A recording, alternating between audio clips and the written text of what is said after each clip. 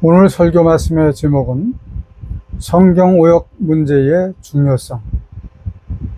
성경 말씀은 이사야서 5장, 52장 7절부터 15절까지를 같이 봉독하겠습니다. 시작.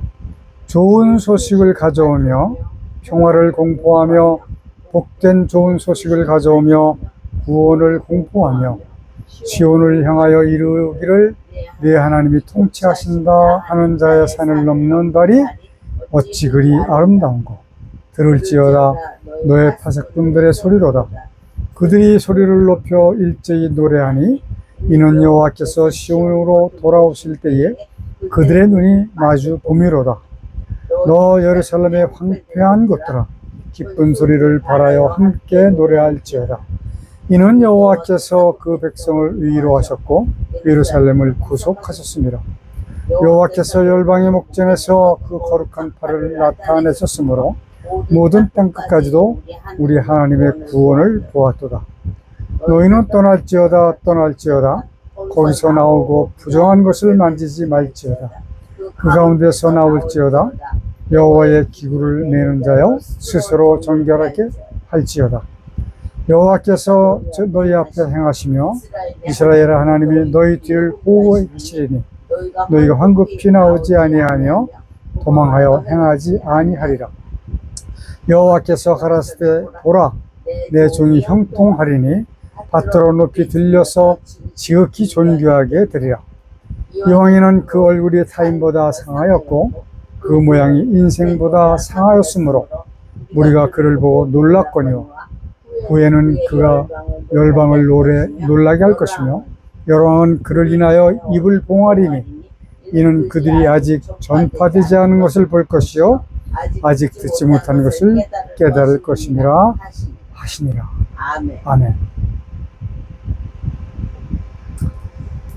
자, 우리 사랑하는 성도 여러분, 먼저 오늘의 말씀 7절을 보면 네 하나님이 통치하신다 하는 자의 산을 넘는 발이 어찌 그리 아름다운고. 하나님의 말씀을 사랑하고 하나님의 뜻을 따르는 자들의 그 선교하는 발이 그렇게 아름답다라고 하는 말씀입니다. 15절 말씀을 보면 후에는 그가 열방을 놀라게 할 것이며 여러왕은 그를 인하여 입을 봉하리니 이는 그들이 아직 전파되지 않은 것을 볼 것이요 아직 듣지 못한 것을 깨달을 것이니라 하시니라.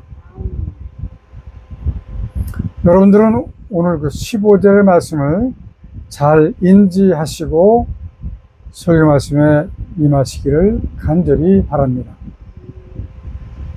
하나님을 신뢰하는 자가 산을 넘는 발이 어찌 그리 아름답지 않을 수가 있겠느냐라고 하는 말씀에서 이제는 아직 보지 못한 것들을 보게 될 것이다. 듣지 못한 것들을 듣고 깨닫게 되리라 라고 하는 말씀을 기억하시기를 바라는 말씀입니다. 왜냐하면 제가 한 10년 전서부터 계속 설교를 하는 것은 일반 목사님들이 하지 않는 설교를 하고 있습니다. 그런데 일반 기독교인들은 이러한 듣지 못했던, 보지 못했던 것들을 들으면 무슨 생각을 할 때 이단 아니야? 라고 생각을 합니다. 저는 단언코 여러분들에게 말씀드리기를 이단도 아니고 3단도 아닙니다. 정확한 하나님의 말씀을 정확하게 여러분들에게 분석을 해서 말씀을 드리는 목사다라고 생각을 하시면 좋습니다. 자, 우리 여러분들께서는 들어보지 못한 하나님의 뜻, 들을 귀가 있는 성도가 되어서 듣고 깨달으시기를 축원을 합니다. 많은 사람들은 들어도 듣지 못하고 보아도 보지 못하는 사람들이 대부분이기 때문에 이렇게 서두의 말씀을 드리는 거예요. 자, 성경이 세상에 나오기는 이러한 과정을 거쳤습니다. 약 3,500년 전 모세로부터 사도 요한까지 약 1600년에 걸쳐서 40여 분의 기자들을 통해서 기록이 되었습니다. 아직 성경책이 만들어진 건 아닙니다. 그러나 매우 큰 손상들이 있는 원본을 가지고 이후 사람들이 성경책으로 만들어서 사용하는 데까지는 주후 4세기경부터였다라고 보면 됩니다. 그러니까 지금으로부터 1600년 정도 된 것이죠. 손상의 크기를 보면 지금의 성경이 나온 것도 기적이라고 볼 수밖에 없어요. 저는 어느 경로를 통해서 이 책이 저에게 들어온 지는 저도 기억이 안 납니다. 오래전에 제가 입수를 했기 때문에 그래요. 서해 사본과 그리스도 교회 기원이라고 하는 책을 언젠가 제가 받았습니다. 이 책이 오늘날 책에 이렇게 유용하게 쓰여질지는 저도 몰랐어요. 지금 손상이 되어져 있다라고 하는 그 원본이 여러분들 지금 잘 보이실지 모르겠습니다. 이렇게 흠이 생겼어요. 찢어지고 뜯어지고 썩어서 떨어지고. 다 그런 건 아닙니다. 이거보다 더 심하게 훼손이 된 것들도 많이 있고, 또 완전하게 그대로 보존되고 있었던 것들도 상당히 많이 있습니다. 이러한 원본을 가지고 오늘날의 이 성경이 만들어졌다고 하는 것은 제가 봐도 기적이 아닐 수가 없어요. 자, 한국의 성경이 전해진 것은 이러한 역사를 가지고 있습니다. 1873년 존 로스라고 하는 선교사가 중국에서 선교를 하다가 한국에도 선교를 하기 위해서, 그때는 조선이었죠, 한글로 번역을 했습니다. 그래서 이것이 완성이 되어져서 많이 배포가 되어진 건 아니에요. 아직 선교를 존 로스 선교사가 하지 않았기 때문에 그렇습니다. 존 로스 선교사는 스코틀랜드 출신이고, 또 성경을 번역한 이로써 한국 이름이 무엇이냐면 나 요한이라고 하는 이름을 가지고 있는 사람입니다. 그러니까 많이 한국을 선교하기 위해서 계획을 했고 작성을 했고, 한 국민을 조선민 사람들을 사랑을 한 것이 분명합니다. 그 후에 1883년이 되어서 조선 말기 조정에 관련이 되어 있는 사람입니다. 계급은 제가 몰라요. 이수정이라고 하는 그 분이 그 외적이 왕궁을 침범을 했을 때 민비를 구출을 해서 피신을 시켰고, 그 후 얼마 되지 않아서 일본을 거쳐서 미국으로 건너가서, 그 사진에 보면 사진 찍은 게 있어요. 하얀 두루마기를 입었습니다. 그 미국으로 건너가서 미국 선교사들이 조선의 복음을 전하기 위해서 그 한글로 성경을 번역을 하고 있었을 그때였습니다. 이때에 바로 이수정이라고 하는 분이 거기에 포함이 되어서 함께 한글로 성경을 만드는 일을 했습니다. 그것이 한글 성경의 최초의 기초가 된 것이라고 보시면 맞습니다. 당시에는 한글이 제대로 정착이 되지 않은 상태였습니다. 저는 그 성경을 봤어요. 그런데 읽을 수가 없습니다. 문체가 너무 어려워요. 근데 많은 시간이 흐르면서 수정을 거쳐서 개역 한글 성경이 나와서 2006년도까지 개역 한글 성경만 사용을 했습니다. 그런데 2007년도에 대한성서공회에서 개역 개정판 성경을 출시를 했습니다. 저와 제 아내는 새로운 성경이 나온다라고 하는 그 이야기를 듣고 얼마나 기뻤는지 몰라요. 그래서 나온 그 날짜에 기독교 서점에 가서 아마 5권인가를 샀습니다. 파란색, 아주 이쁜 색깔을 가지고 있는 제가 이제 준비를 안 했습니다. 그리고 집사람이 가지고 다니면서 읽을 성경, 예배 드릴 때 읽을 성경, 집에서 볼 큰 성경, 이런 식으로 해서 5권인가를 구입을 해가지고 기쁜 마음으로 집에 돌아와서 성경 읽기를 시작을 했는데 너무너무 마음이 아픈 거예요. 이렇게 오역을 많이 해놓은 그런 성경이 어디 있을까? 성경이라고 할 수도 없을 정도로 심한 오역을 해놓은 것이 바로 개역개정판 성경이었습니다. 저는 그래서 2008년도에 대한성서공회를 찾아갔습니다. 그래서 번역 담당자에게 고쳐야 할 것을 이야기했고, 프린트를 해가지고 가서 설명을 했고, 빨리 고쳐달라고 이야기했지만 자기들은 고칠 수 없다라고 단호하게 이야기를 하더라고요. 그래서 제가 그 분에게 이야기를, 당신들이 고치지 못하면 내가 고치겠다 라고 이야기하고 나왔습니다. 자, 1600년 동안 사람들은 무조건적으로 이 처음에 나온 성경의 글자를 그대로 신뢰를 한 것이죠. 아마 조금도 의심하는 사람들이 없었던 것 같습니다. 사실은 저도 처음에 의심하지 않았거든요. 예수님을 처음 믿으면서 성경의 글자는 토시 하나라도 건드릴 수 없는 신성한 것이라고 생각을 했기 때문에 그렇습니다. 그래서 잘 때도 머리맡에 놓고 자고 수시로 성경을 읽고 그렇게 했습니다. 아마 거의 모든 신자들이 저와 같은 생각을 가지고 있을 겁니다. 지금도. 그러나 지금은 저는 그 성경을 고치고 있습니다. 요즘 저는 요양보호사 자격증이 필요해서 그 자격증을 따기 위해서 학원을 다니고 있어요. 그러니까 그저께죠. 금요일날 1호원의 마지막 날이었습니다. 교수님께서 물었어요. 학생들에게 지금까지 살아오면서 가장 기뻤고 행복했던 일이 뭐냐라고 물었는데 제게 첫 번에 묻더라고요. 그래서 저는 단호하게 대답을 했습니다.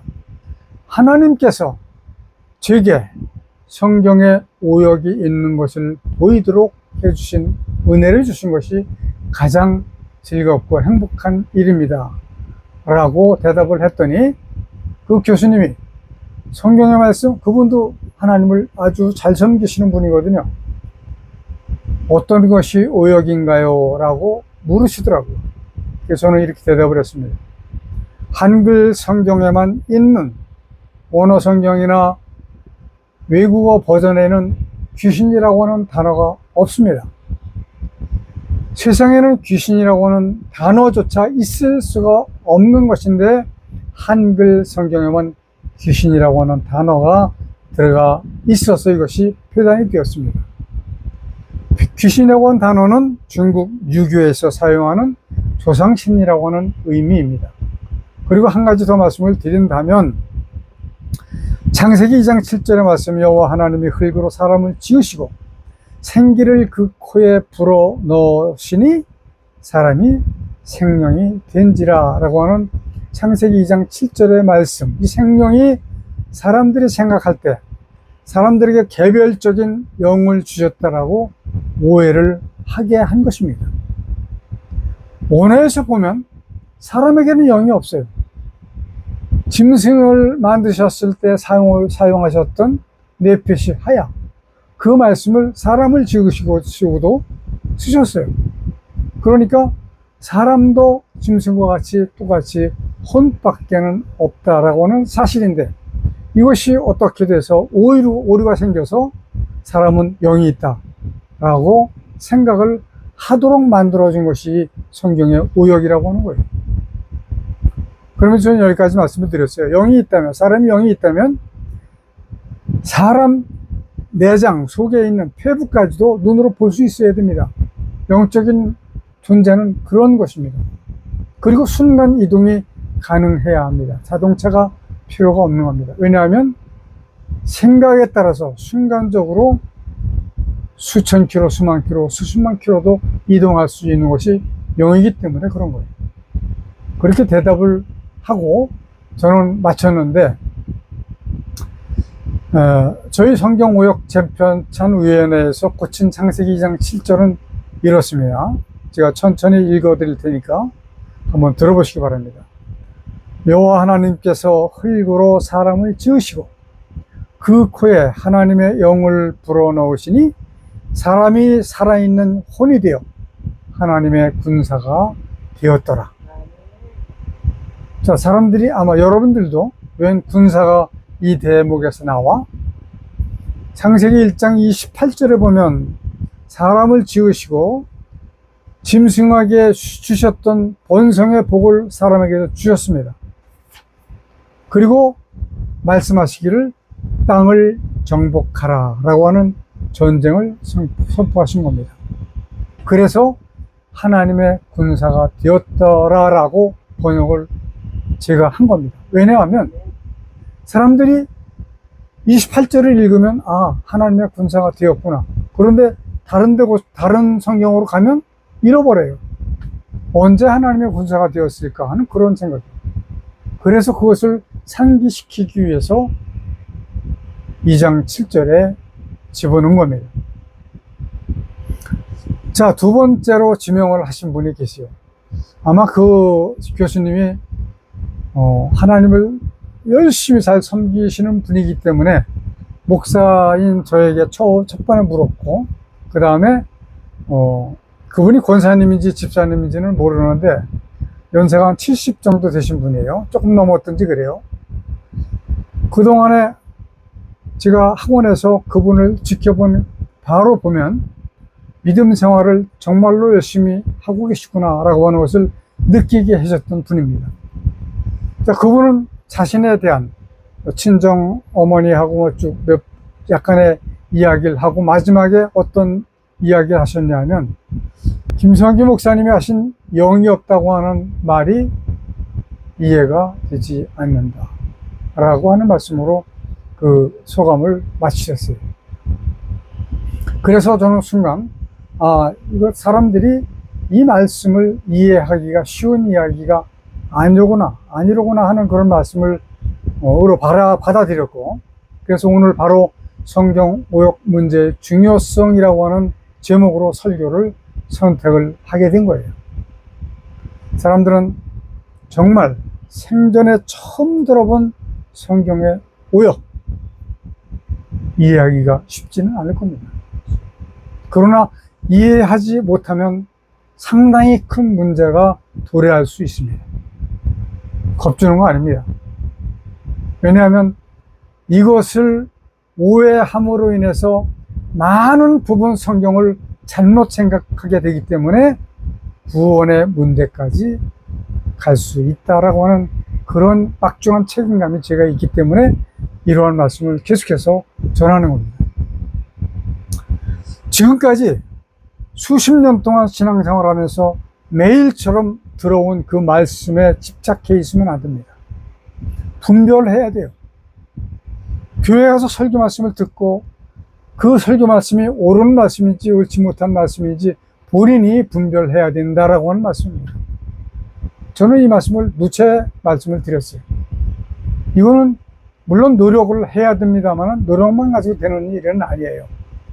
그러나 노력을 하는 과정이 있으면 하나님께서 특별한 은사를 주시기 때문에 그 분별의 은사를 받게 되는 거예요. 만약에 제가 처음 그리스도를 믿었을 때 그 믿음, 아마 저는 그 권사님보다 훨씬 더 열심히 믿었던 것은 사실입니다. 왜냐하면 세상을 향한 그 모든 프로그램 다 버렸습니다. 이것이 아무 쓸모없다고 하는 것을 느꼈기 때문에. 그래서 하나님의 말씀에 올인을 하게 된 거예요. 그러니까 저는 그분보다는 더 열심히 신앙생활, 믿음 생활을 했다라고 과감하게 말씀을 드릴 수가 있다라고 하는 말씀입니다. 자, 만약에 그때의 당시에 그 믿음에 안주해 있었다라고 한다면 이 거룩한 성경에 있는 오역을 어떻게 제 눈으로 볼 수가 있었을까 하는 그런 퀘션입니다. 그래서 저는 어제 이 말씀을 준비하면서 요즘 대세가 뭐냐면 AI가 대세입니다. 어떤 분은 설교도 AI한테 받아서 설교를 한다고 하는 말씀을 들었어요. 물론 그것을 기초로 해서 자기의 신앙과 성경적인 말씀을 포함한다면은 좋은 설교가 될 수도 있겠죠. 그러나 이것이 전부가 되어서는 안 되지만 성경의 오역에 대해서 일반적인 AI가 어떻게 알고 있는가, 어디까지 알고 있는가를 궁금했어요. 그래서 제가 컴퓨터로 AI를 찾아서 읽어봤습니다. 제가 그걸 간단하게 읽어드리겠어요. 쭉 길었지만 중요한 부분만 읽어드리는 겁니다. 오역의 사례, 의자는 제가 넣은 거예요. 거기에는 오역 사례 이렇게 나와 있습니다. 점점 찍고 개역 성경의 경우 구약의 약 8,000곳, 신약의 약 2,000곳 등 총 1만여 곳의 오역이 있다는 주장도 있으며 특정 구절의 번역 오류 사례가 제시되기도 합니다. 이러한 번역상의 문제점들은 성경의 의미를 정확하게 전달하는데 어려움을 줄 수 있습니다 라고 AI가 이야기를 하더라고요. 그러니까 AI는 세계에 나와 있는 모든 문헌과 이야기들을 간추려서 이야기하는 것이 AI거든요. 스스로 만드는 건 아닙니다. 그러니까 많은 분들이, 저는 8,000곳, 2,000곳을 세어보지는 않았어요. 그러나 1만여 곳에 오역이 있다고 하는 것은 사실이다 라고 저는 인정을 할 수밖에 없습니다. 그러나 어제 제가 그저께 금요일날 학원에서 공개를 해드렸던 오역 2가지, 사람에게는 영은 없다, 그리고 세상에는 귀신은 있을 수가 없는 것이다. 아마 이것이 가장 큰 오역일 수도 있을 겁니다. 왜냐하면 다른 오역들은 단어에 바꾸는 것, 한 가지만 말씀을 드리면 이나열을 때문이라고 바꿨습니다. 때문은 단수적인 표현이에요. 이나열은 복수적인 표현입니다. 마음까지 다 들어가 있는 거예요. 이나열은 바꾸면 안 되는데 바꿔버렸어요. 이런 것들이 바로 오역이라고 하는 것이죠. 그래서 이것은 우리가 생각을 해야 될 것이 뭐냐면 사람이 그렇게 만들었다라고 생각하지 마시기 바랍니다. 악한 마귀의 계략이고 술수입니다.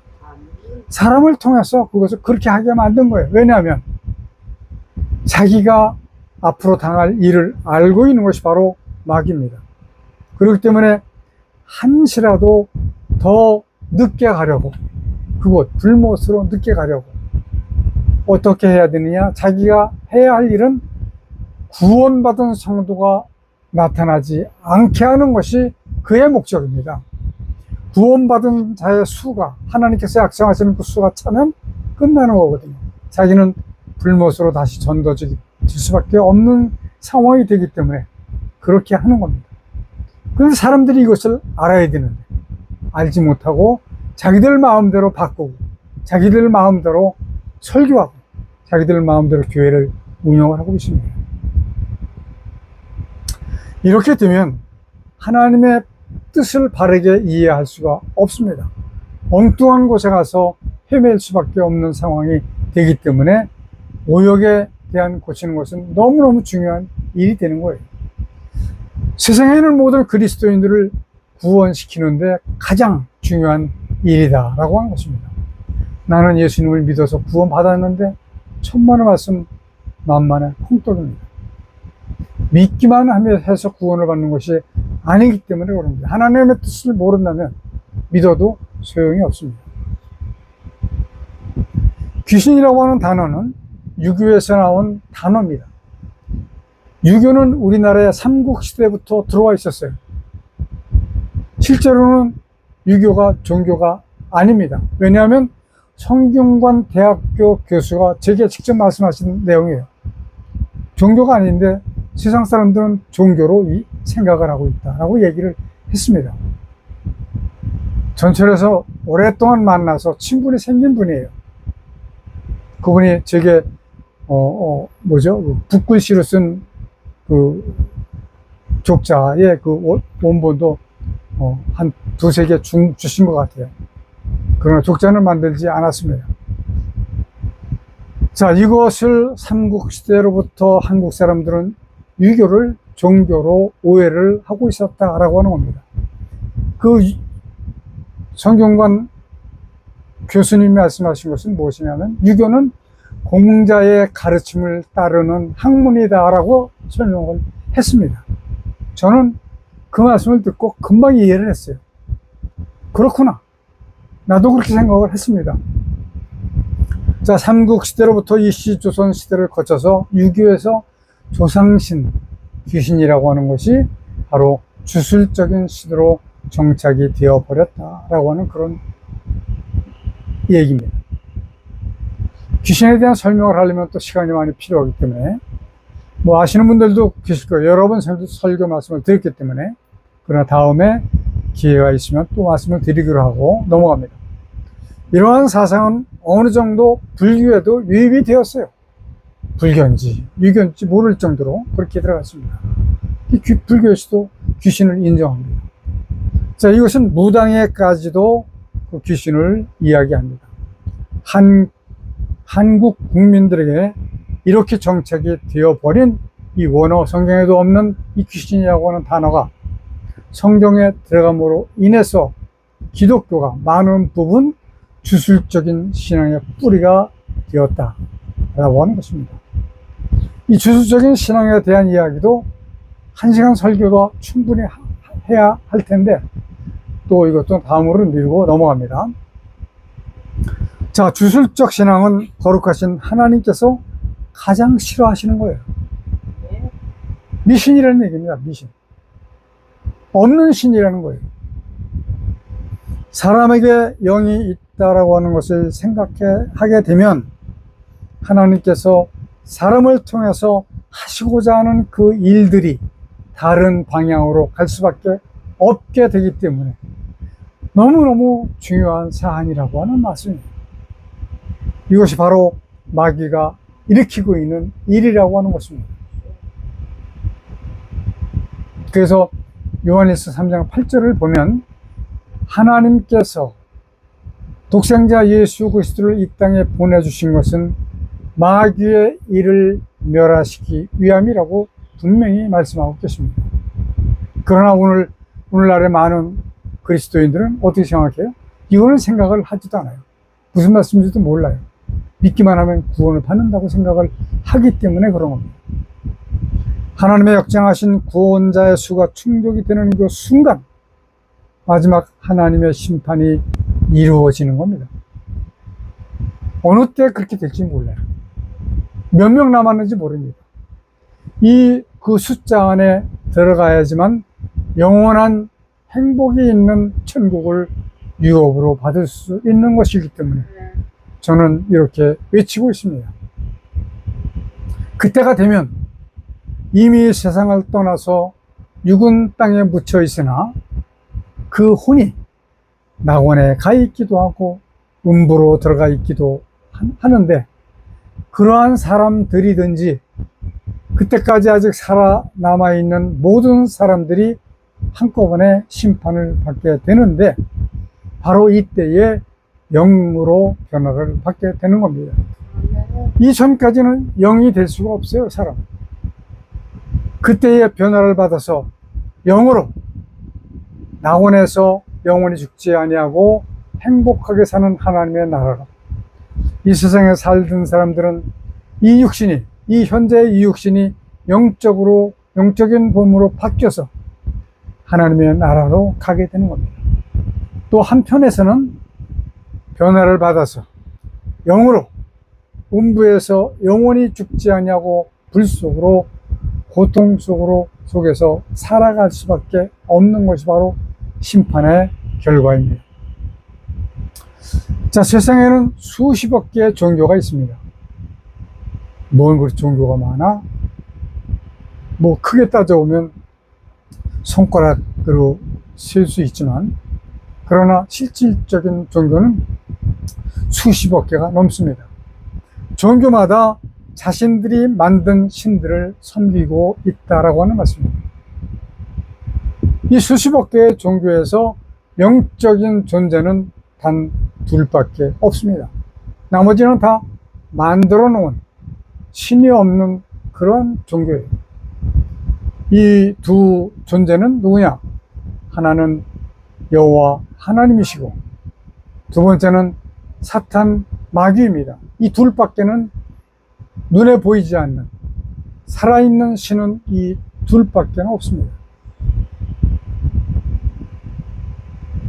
모든 신은 사람들이 만들어 놓은 헛된 것들이라고 하는 것을 여러분들은 반드시 기억을 하셔야 됩니다. 만일에 사람에게 영이 있다라고 한다면 눈먼 소경이 지팡이를 짚고 다닐 필요가 없습니다. 물론 눈이 멀지도 않았을 것이며 회복이 되어서 봉사도 눈이 아주 땡글땡글하게 다시 만들어지지요. 그러나 설상가상 눈이 멀었다고 하더라도 영적으로는 모두가 보이기 때문에 필요하지가 않은 겁니다. 지팡이가. 서두에도 말씀드렸지만 자동차나 비행기나 KTX가 필요가 없어요. 제가 부산에 가고 싶다? 금방 부산에 가 있는 겁니다. 영적인 존재는 이런 거예요. 자, 이것을 증명해 드릴게요. 자, 십자가를 지시고 십자가에서 모든 사람들의 죄를 대신 지시고 죽으셨던 그 예수님이 운명하신 후에 돌무덤에 묻히셨다가 사흘 만에 부활하셨습니다. 부활하신 그 상태가 바로 영적으로 부활하신 거예요. 엠마오로 내려가면서 투덜투덜대는 두 제자에게 순간적으로 나타나셨습니다. 순간적으로 나타나신 예수님을 제자들이 알아보지 못했어요. 그리고 문도 열지 않았는데 방으로 돌아가서 구운 생선도 잡수셨고 그리고 못자국도 손에 박혔던 못자국도 보여주셨습니다. 이것이 바로 영이기 때문에 살아서 움직이는 사람들에게는 영이 없다. 다만 짐승들과 같이 혼만 있게 되는 것인데 다만 세상을 다스리도록 하나님께서 만드셨기 때문에 뭐를 더해 주셨어요? IQ와 EQ를 월등하게 더 높게 해주신 겁니다. 예를 들어 보겠습니다. 강아지에게는 사람 2살 정도의 IQ가 있다고 그래요. 그러니까 강아지들은 주인에게 충성하고 따르기만 합니다. 주인이 때려도 그 힘센 개가 꼼짝하지 못해요. 하나님께서 그 정도 2살짜리 정도의 IQ를 주셨기 때문에 그런 거예요. 만약에 사람 정도 80 이상 됐다라고 하면 아마 사람을 물었을 겁니다. 때렸다면. 자, 세상에 성경이 등장한 1600년 동안 하나님께서는 아무에게도 성경의 오역을 보이게 허락하지 않으셨어요. 왜냐하면 기라성 같은 수많은 목사님들이 역사책에 남아 있습니다. 그런데 그분들은 성경의 오역을 한마디도 하지 않으셨어요. 혹시 있는데 제가 모를 수도 있습니다.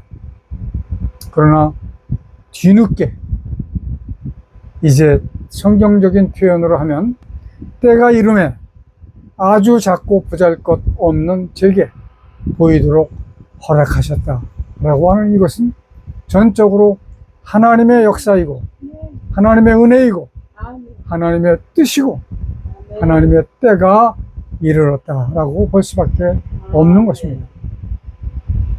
저는 이렇게 생각을 합니다. 제 생각입니다. 하나님께서 그래서 그랬다라고 말씀하시지 않았어요. 전심으로 하나님의 말씀에 집중을 했습니다. 그리고 하나님에 대해서는 제 목숨을 아끼지 않았습니다. 지금까지. 아마 그것을 보시고 하나님께서 제게 이것을 허락하시지 않았나라고 하는 생각을 하게 됩니다. 자, 학원국 교수님께서 제게 또 물으셨습니다. 그때 당시 연수께서 물으신 거예요. 아, 성경을 많이 보셨군요. 저는 이렇게 대답을 했습니다. 성경을 많이 봤다기보다는 다른 사람들보다 몇 곱절 많은 시간을 들여서 읽었습니다. 한 단어를 가지고 사전도 찾아보고 주석도 찾아보면서 읽었기 때문에 그렇습니다. 이렇게 대답을 해드렸어요. 그래서 저는 여러분들에게 담대하게 말씀을 드립니다. 성경을 100번 읽었다, 1000번 읽었다, 이것이 중요하지 않습니다. 한 번만 읽더라도 정독을 하셔야 됩니다. 제가 드리는 정독이라고 하는 말씀은 또박또박 읽으라고 하는 말씀이 아니에요. 또박또박 읽지 못해도 됩니다. 그러나 하나님의 뜻을 간파해야 된다고 하는 말씀입니다. 성경 말씀을 통해서 하나님의 뜻을 찾아내는 것이 가장 중요한 겁니다. 성경의 오역은 성경에서만 끝나는 것이 아닙니다. 성도들의 구원의 문제까지도 영향이 있기 때문에 이렇게 성경 오역에 대해서 말씀을 드리는 겁니다. 우리 말씀 찬양 선교교회 성도가 제게 전화를 했어요. 설교하고 왜 축도를 하지 않느냐라고 하는 이야기입니다. 축도를 해야 된다라고 주장을 하고 해달라고 했습니다. 그래서 저는 오늘부터 축도를 하려고 합니다. 근데 제가 왜 축도를 하지 않았느냐면 다른 목사님도 설교하는 그 유튜브를 보면 한 분도 제가 본 중에서는 축도를 하신 분들이 없어요. 물론 예배 시간에는 했겠지만 유튜브 송출은 그걸 안 보내더라는 거죠. 그래서 그것이 법인가 보다 이렇게 착각을 해서 축도는 하지 않았는데 오늘부터 하려고 합니다. 그래서 여러분들에게 축도에 대한 것을 잠시 말씀을 드려야 될 것 같아서 잠깐 동안 말씀을 드립니다.